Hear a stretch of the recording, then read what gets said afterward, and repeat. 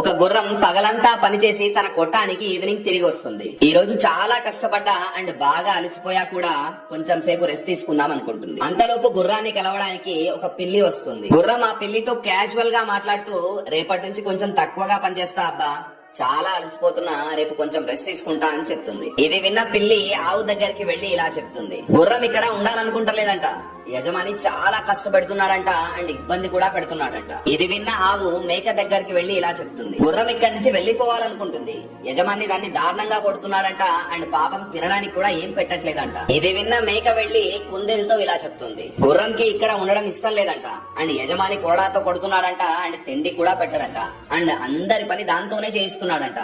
నాకు తెలిసి ఇక్కడి నుంచి గుర్రం రేపు పక్కా వెళ్లిపోతుంది. కొంచెం సేపు తర్వాత ఆ ఫామ్ కి యజమాని దగ్గర పనిచేసే పాలేరు వస్తాడు. కుందేలు ఆ పాలేరుతో మాట్లాడుతూ ఇలా చెప్తుంది, మీ గుర్రం ఇక్కడ ఉండాలనుకోవట్లేదు, అది వేరే ఫామ్ చూసుకుందంట. గుర్రం అంటోంది ఆ ఫామ్ యజమాని చాలా మంచోడంట, కొట్టడం కాదు కదా పని కూడా తక్కువగా చేయించుకుంటాడంట అండ్ తిండి బాగా పెడతాడంట. ఇది విన్న పాలేరు పరిగెత్తుకుంటూ యజమాని దగ్గరికి వెళ్లి, అన్న మన గుర్రం మనకు నమ్మక ద్రోహం చేస్తుంది, పొద్దున అన్ని జంతువుల్ని తీసుకుని వేరే ఫామ్ కి వెళ్లిపోతుందంట. పాలేరు మాట విన్న యజమాని కోపంతో ఊగిపోతాడు. అదే రోజు రాత్రి గుర్రానికి విషమిచ్చి చంపేస్తాడు. పాపం గుర్రం ఏం చేసింది, అది ఒక్క మాట కూడా తప్పుగా మాట్లాడలేదు, ద్రోహం చేయలేదు, కనీసం అలాంటి ఆలోచన కూడా చేయలేదు. కానీ గుర్రం ఒక్క తప్పు చేసింది, అది తన మనసులో ఉన్న మాట దాచుకోకుండా వేరే వాళ్ళకి చెప్పింది. జీవితంలో ఒక్క ఒట్టు వేసుకోండి, నా మనసులో ఉన్న మాట ఎవ్వరికి చెప్పను అని. ఎందుకంటే మోస్ట్ ఆఫ్ ది పీపుల్ మీ ముందు మీ వాళ్ళుగా, మీ మంచి కోరే వాళ్ళుగా ఉంటారు, కానీ మీ వెనకాల మీ బాధని జోక్ చేసి ఎంజాయ్ చేస్తారు, దాన్ని పలు విధాలుగా మార్చి ప్రచారం చేస్తారు. అందుకే మీ మనసులో ఉన్న బాధని, మీ ఇంటి విషయాల్ని, మీ బిజినెస్ కి సంబంధించిన విషయాల్ని, మీ సంపాదన గురించి విషయాల్ని